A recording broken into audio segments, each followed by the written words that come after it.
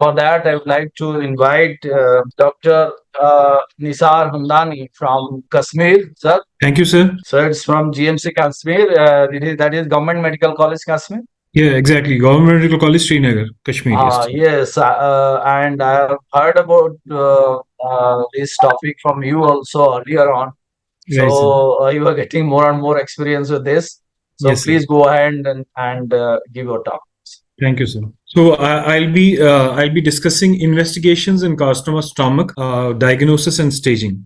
For the sake of ease, I outlined them: investigations for the diagnosis of gastric cancer, investigations for staging of gastric cancer, and for further understanding of the disease, which are mainly used in clinical trials.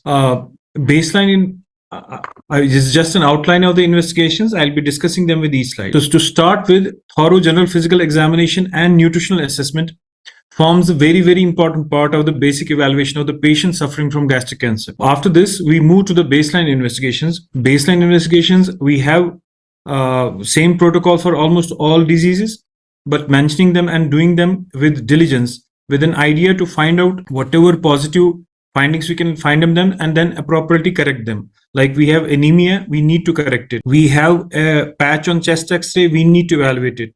We have a chest ECG or an echo abnormality, we must seek a cardiac consultation and do the optimization and risk stratification accordingly, because that is definitely going to affect our overall management of the gastric cancer patient. Then a diagnosis of gastric cancer is mainly dependent on upper GI endoscopy along with its histological assessment. Upper GI endoscopy provides anatomical localization of the primary tumor. It helps us to get the tissue diagnosis. It identifies the partial or complete gastric outlet obstruction if it is present. And if there's involvement of the distal esophagus in the proximal gastric lesions or duodenum in the distal gastric lesions. It also helps us to negotiate the obstruction and place an NG tube or an NJ tube or help us in palliative stenting. The typical appearance of gastric cancer is a friable ulcerated mass, but we must note that in patients with linitis plastica, gastric mucosa may appear normal. There will be infiltration of the submucosa and muscularis propria. There is an extensive submucosal spread. It is usually difficult to pick up endoscopically, and they form the non-diagnostic upper GI endoscopy fractions in the gastric cancer. There may be even no superficial mucosal findings. The only positive finding on endoscopic evaluation will be poor distensibility of the stomach. The common endoscopy, white light endoscopy, what we call, we find it might be color change in the mucosa. There is loss of visibility of the underlying submucosal vessels, and there may be thinning or interruption of the mucosal folds, and the mucosa might be easily bleeding. Endoscopic classification of gastric cancer is basically based on Borman classification, which is classified in 4 groups. We may have a polypoidal lesion, an ulcerating lesion, an ulcero-infiltrative lesion, or an infiltrating lesion, which is often called linitis plastica. Then Japanese have provided us with another macroscopic classification, which is specific for early gastric cancer, where we have a protruded type, or a superficial type, and an excavated type. This is the endoscopic picture of this early gastric cancer. This is the protruding type, Japanese protruding type of gastric cancer. This is the superficial elevated type. This you can discern here, the flat type, and this is the superficial but depressed type of gastric cancer. And this is the excavated type of gastric cancer. So biopsy is very, very important to confirm the diagnosis and get the histological assessment.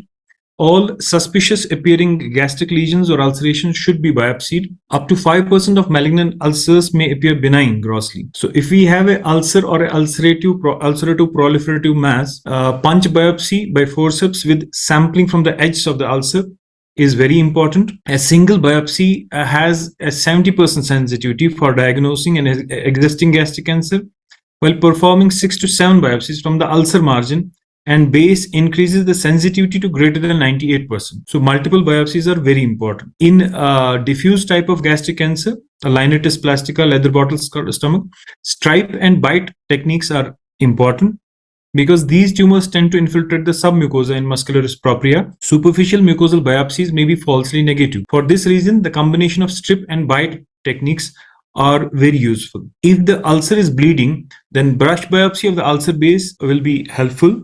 The risk of bleeding with this technique is negligible.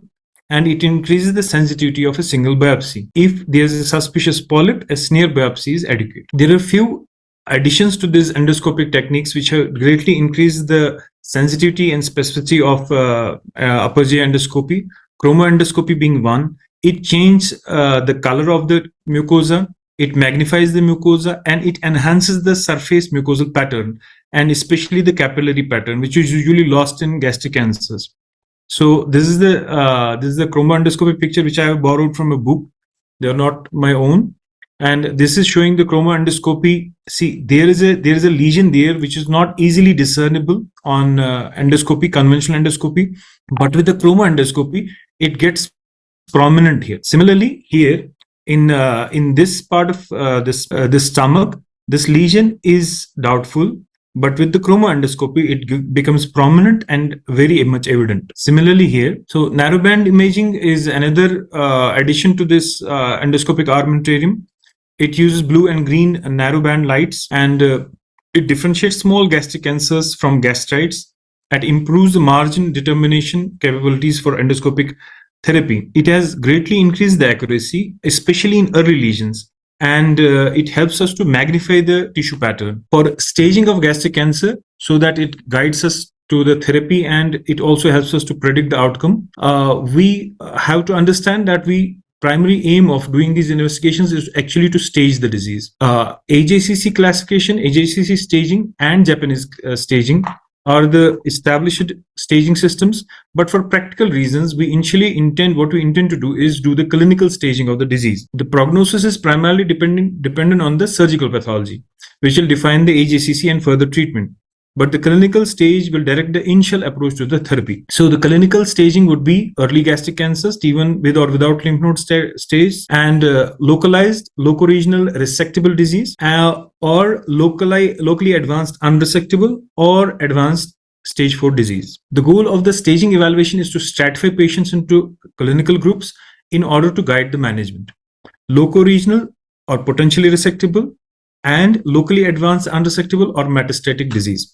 The ultimate choice of staging modality is dependent on the clinical scenario and local expertise and availability of logistics, which are generally consistent with the NCCN or European Society of Medical Oncology guidelines. After confirming this gastric cancer, first modality, preferable modality would be a ultrasonography of the whole abdomen and pelvis.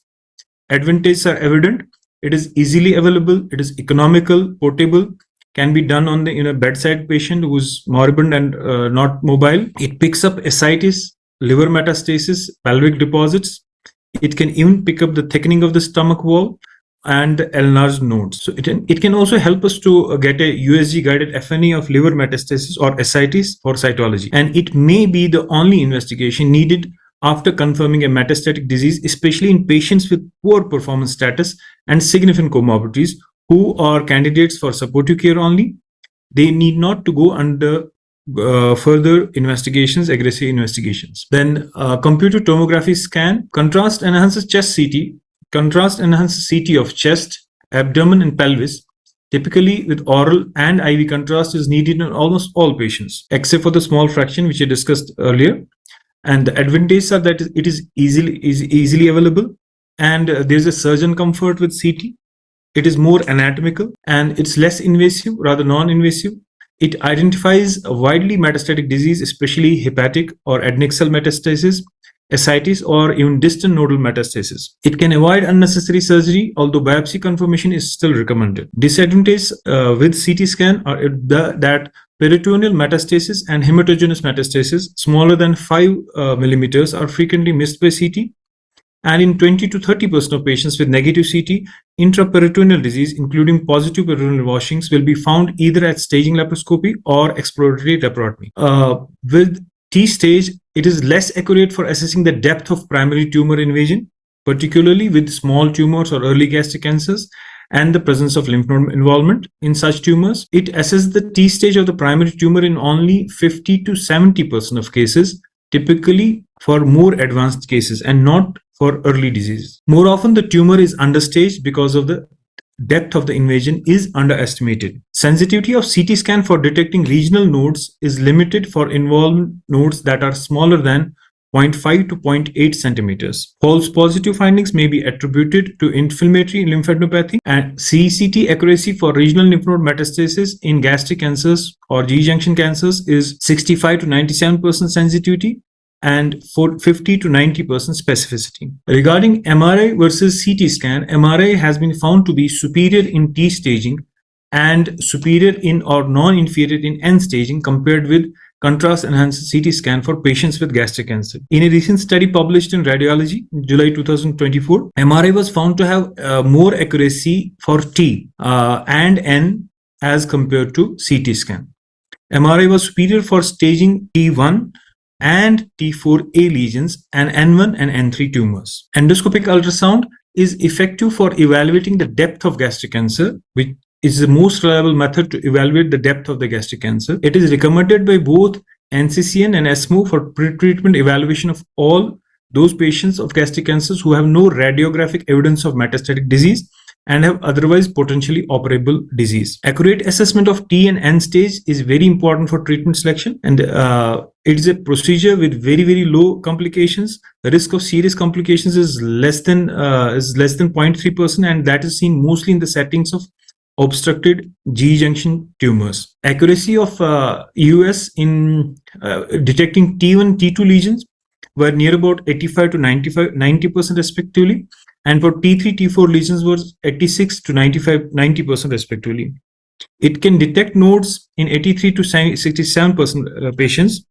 The heterogeneity can be explained partly by the degree of variability in operator expertise, but EUS cannot alone be considered optimal for distinguishing positive from negative lymph node status. EUS is better than CT at assessing tumor depth, that is T stage, and perhaps lymph node involvement, particularly if FNA aspiration is also performed. The problem with EUS is that it is not uniformly available with surgeons, and it is highly operator dependent. PET-CT, initially it was used non-selectively in the earlier years of its introduction into the medical system, and now with the high quality of contrast enhanced CT imaging, we have been finding decreasing yield with the expanded use of PET-CT. Presently, NCCN and ESMO guidelines recommend selective use of PET-CT in patients who have equivocal findings on CT imaging or patients with clinical indications of possible metastatic disease and otherwise negative imaging. PET-CT is more sensitive than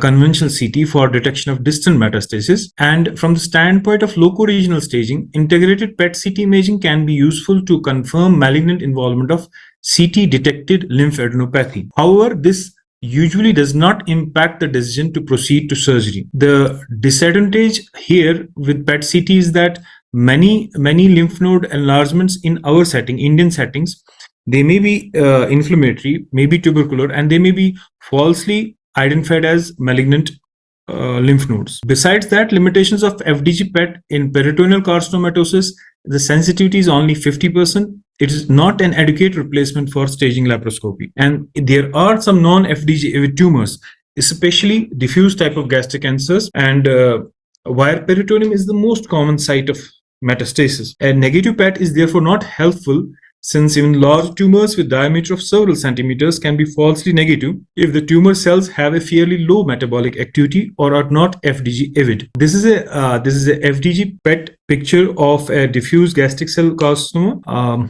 You can see thickened stomach wall, uniformly thickened stomach wall, and there's irregular mucosa also. The stomach, the acceptable thickness of stomach is 8 millimeters in a non-distended stomach, and here we can see this faintly avid FDG avid stomach wall. Staging laparoscopy with peritoneal washings. This is done in patients who appear to have more than T1A lesion on preoperative workup on CT or EUS wherever it is available in any medically fit patient, and these constitute most of our patients, in fact, in clinical practice. This approach is consistent with NCCN guidelines but differs slightly from ESMO guidelines, who suggest staging laparoscopy for more than T2 lesions. So, and especially when neoadjuvant therapy is planned, staging laparoscopy is very much needed. It is not useful in patients with clinical and or histological confirmation of advanced stage 4 disease, and it's also not needed in patients who require palliative surgery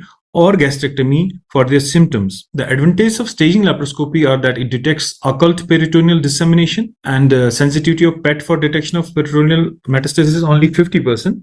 And sensitivity of staging laparoscopy has been reported up to 90%, which is greatly added by the cytology studies. It has staging laparoscopy has particularly high yields in patients with signal cell carcinoma, linitis plastica, that is diffuse gastric cancer, and the sensitivity decreases, yield decreases with decreasing T. T4 has more pickup rates than T3 than T2, and it can be up to 50% in patients with advanced disease. Staging laparoscopy avoids unnecessary laparotomy and it decreases the morbidity.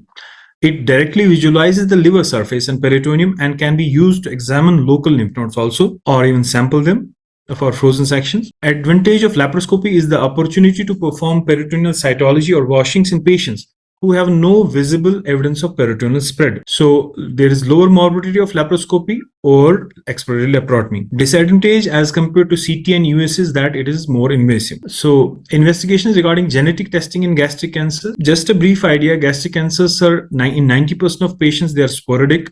Only 10% have familial gastric cancers, but truly hereditary gastric cancers account for almost 1 to 3% of the global burden of gastric cancer. And there are three major syndromes.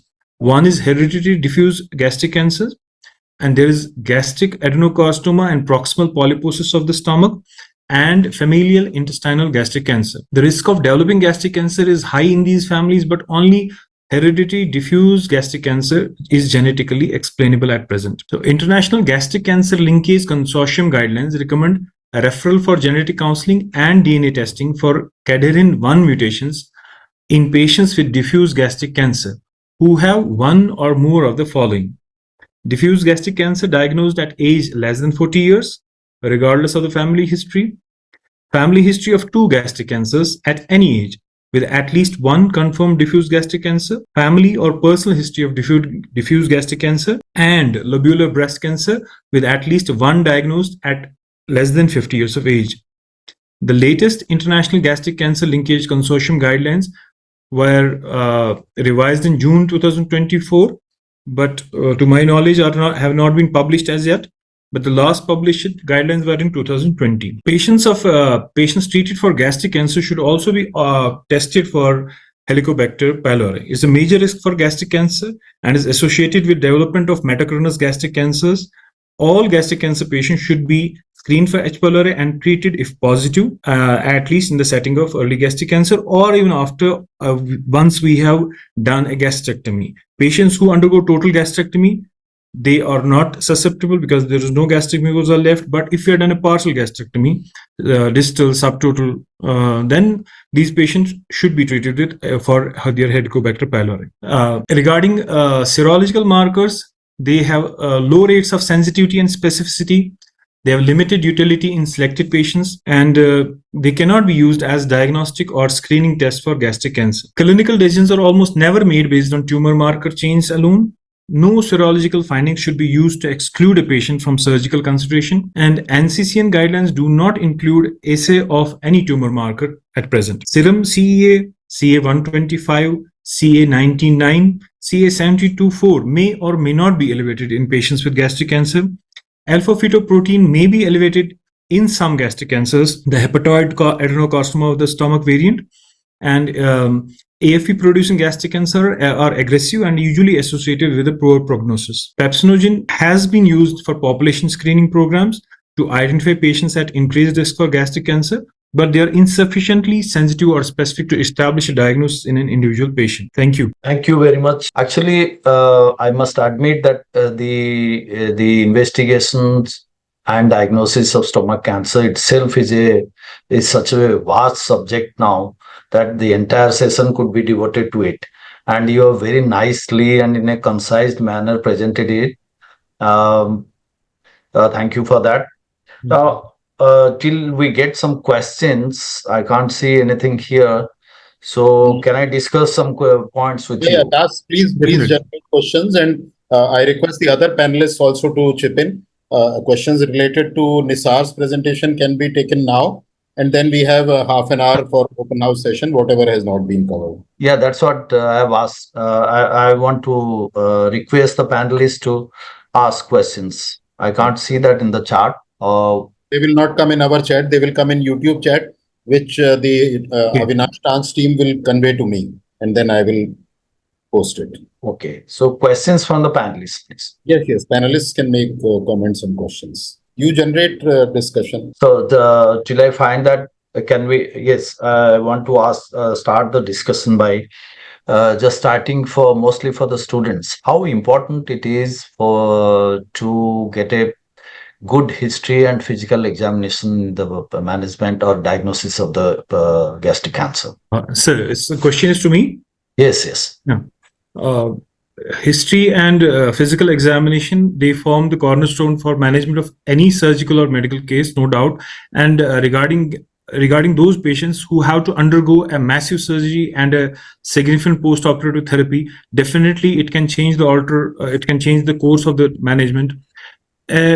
History taking, especially in carcinoma stomach diagnosis, I won't say it adds much to the diagnosis. There has to be a high degree of suspicion and more and more screening and early endoscopies, but definitely a history suggestive of early satiety, a history suggestive of vomiting, that points us towards the gastric outlet obstruction, dysphagia, that points us towards the GE junction obstruction, and history of weight loss, that points us towards the metastatic nature of the disease. And in examination, if there's a lymphadenopathy, clinically palpable peripheral lymphadenopathy, that points out towards the metastatic nature of the disease. Or if there is icterus, if there is visible icterus, there may be a lymphadenopathy or the tumor infiltrating the HDL or the hyalur nodes. And then ascites, then the per rectal examination, digital rectal examination, that can definitely add to our understanding. Maybe there are pelvic deposits in this particular patient. For the sake of students, I may add, Das, that CA stomach, one has to carefully examine, as Nisar said, the neck, and I would add that even the axilla, CA stomach is known to metastasize to axillary nodes also. So yes, very careful clinical examination, especially in advanced cases, which most of our patients are, is very, very important. So is it important, so important to consider the family history in these patients nowadays? Family history, like colorectal cancer. So family history, definitely it should be asked, and especially in those patients who are young patients. They tend to have familial gastric cancer, but exactly to be very honest, in the rush of managing patients, we do not usually give much importance to those aspects of the disease management. So when would we advise a patient to get the genetic testing done? I know it's a gray area, the family history, because only particularly one syndrome that you can exactly say that is hereditary, which concerns the CA stomach.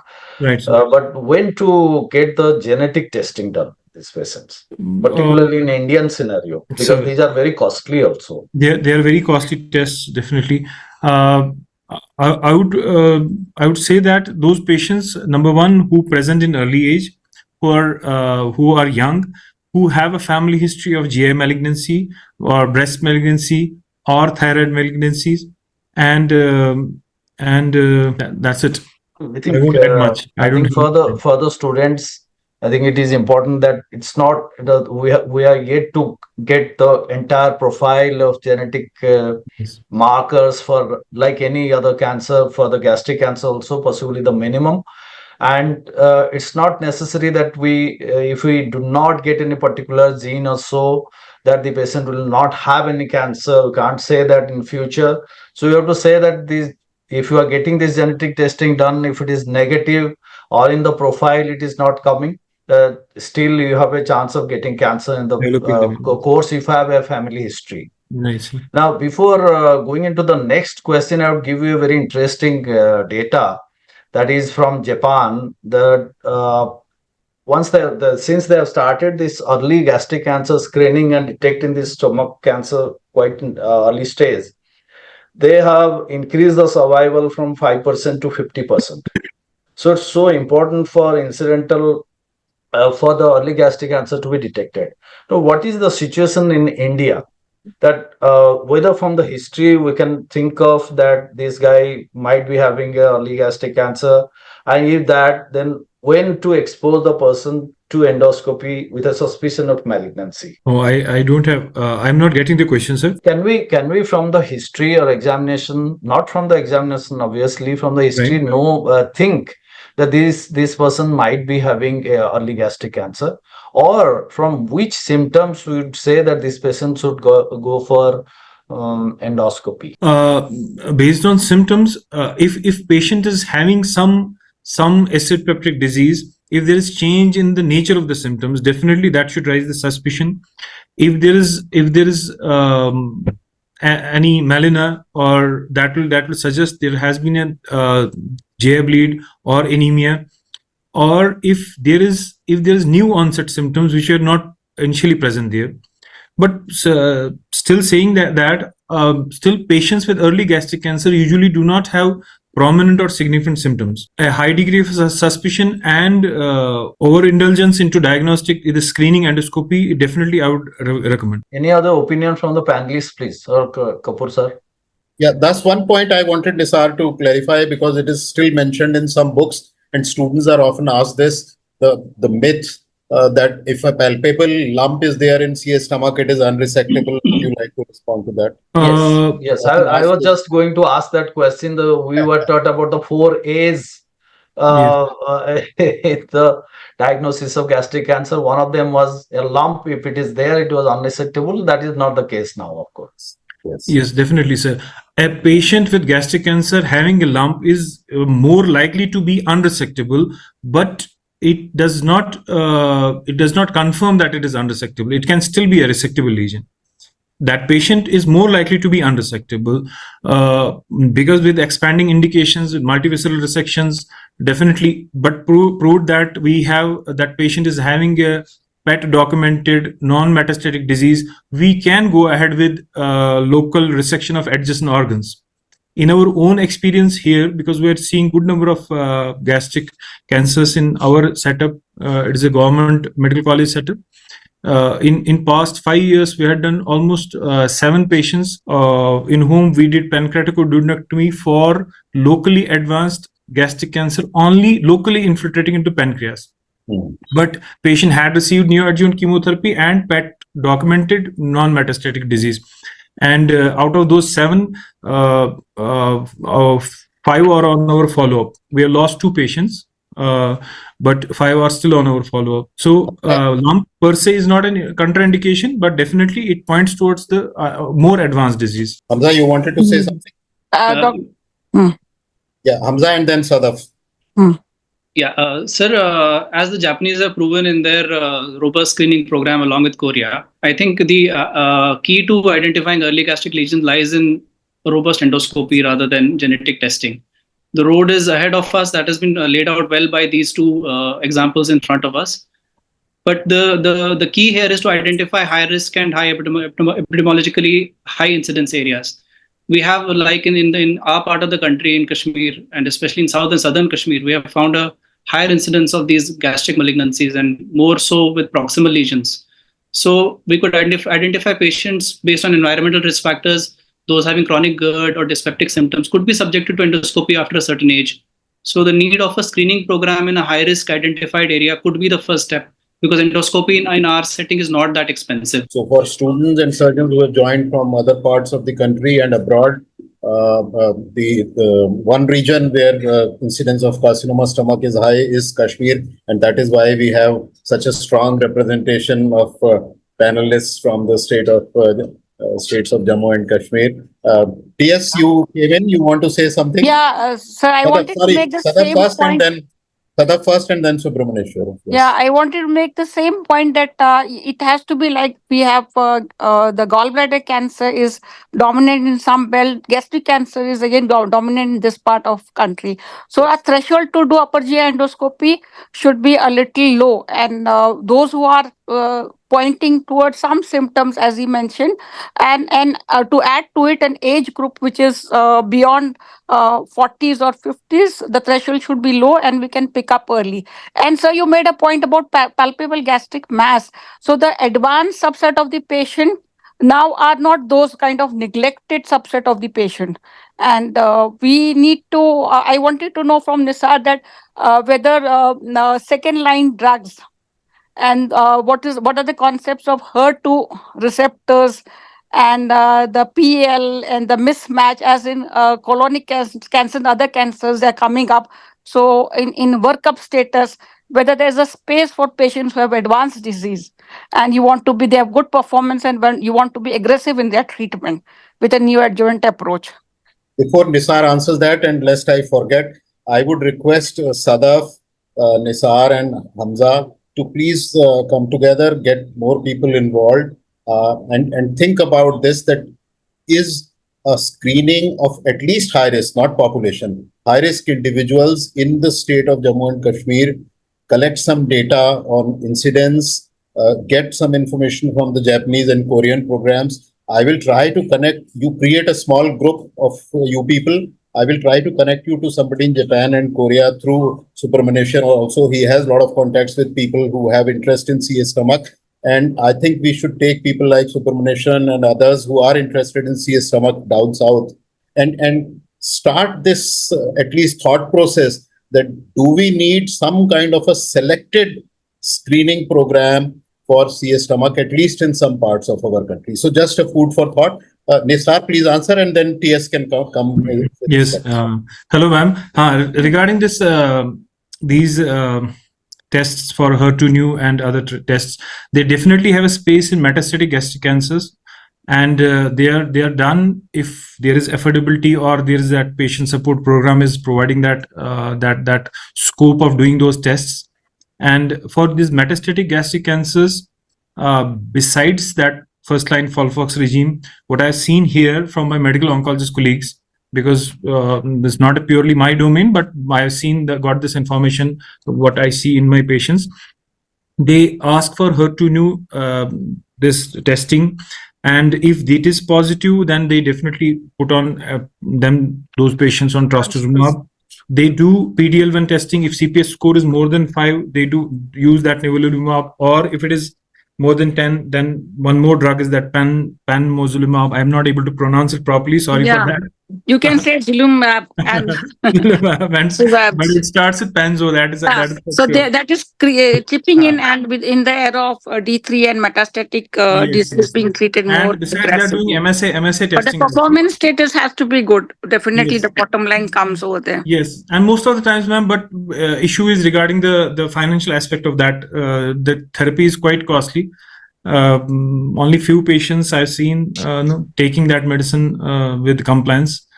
I think I can add that much only. Yeah, that's what just to generate. Subramanian, you wanted to say something. Please. Thank you very much, Kapoor sir, for having me in this very intelligent and elite panel. Regarding the lump, I have a few thoughts that I would want to share. You have different morphological forms of cancer of the stomach. Lump would always talk about advanced cancer, but it would always be better to have a proliferative type of a disease in the antrum of the stomach rather than a linitis plastica without a lump, wherein you don't feel anything, but you have practically lost the battle in most of the patients in a linitis plastica. So a proliferative or an ulcerative proliferative lesion, morphological lesion, even if it is producing a lump or if it is producing an obstruction, is much better biologically than the diffuse infiltrative type of because most of the time palpable lumps, not the palpable stomach, but palpable lump actually represents the intestinal type of stomach cancer. Although it is advanced, it's not as bad as linitis plastica or the diffuse type of gastric cancers. That is one aspect. And then I think oncology itself is going the molecular way now. We have talked about histology, histomorphology, cross morphology, microscopic, but now I think treatment-wise, it's going to go molecular. Breast has completely become molecular. We don't talk about infiltrated ductal carcinoma, NOS or otherwise now. We talk about molecular subtypes. Endometrium is completely treated, at least the adjuvant therapy. Surgery has not changed, but adjuvant therapy is all molecular. Similarly, stomach also, I think, is the next organ which is going to go molecular. Dr. Nizar has clearly told you that in metastatic setting, there is a clear role for all these tests. But I think slowly it will come into adjuvant and probably rule as more and more targeted therapies and immunotherapy is added into the armamentarium. I think it will become molecular, and we hope to stay alive to see that true personalized medicine comes into cancer stomach treatment also. That's all from me, sir. Thank you. Thank you. Thank you. So, I think we can proceed, Das, unless you want to add something. I would add some few lines to that, what we are already discussed, my own experience. Now, we have conducted camps under the leadership of Professor Anup Sarai, who used to be HOD here. We did it in Ladakh, we did in Assam, northeast areas, and also my home state in Odisha. And we find lots of cases of gastric cancers. So definitely those are the areas where I think the high incidence areas, they have to be explored, and they should be looked for early gastric cancer to increase the survival in that population. Second thing is regarding this molecular treatment in form of the MAPs, the monoclonal antibodies. I have been a part of the famous TOGA trial published in Lancet, and that's regarding that trastuzumab. And after that, in that we only provided 3 cases. I only provided 3 cases in that trial. It was so rare at that point of time. But following that, actually, my own experience of these molecular things, in particularly in gastric cancer, never been very satisfactory. And these are very costly also. And these trials are going on in Japan. Maybe at the end of this year, we'll get some answers from them. Yes, there is a definite future for this. Now, third and last thing which I wanted to say is this PET scan. Now, in many fora, people have agreed that there is a overuse of PET scan in the diagnosis and treatment of stomach cancer. This is for the students. PET scan is not a very safe investigation. It involves radiation, and it has its own side effects, and it is very costly. So before using it, we have to be very judicious in its use, and you must know that PET scan, the size of the tumor detected in PET scan is almost equal to size of the tumor detected in the CT scan. So that's what I wanted to say. And if any other panelists don't have to say anything, then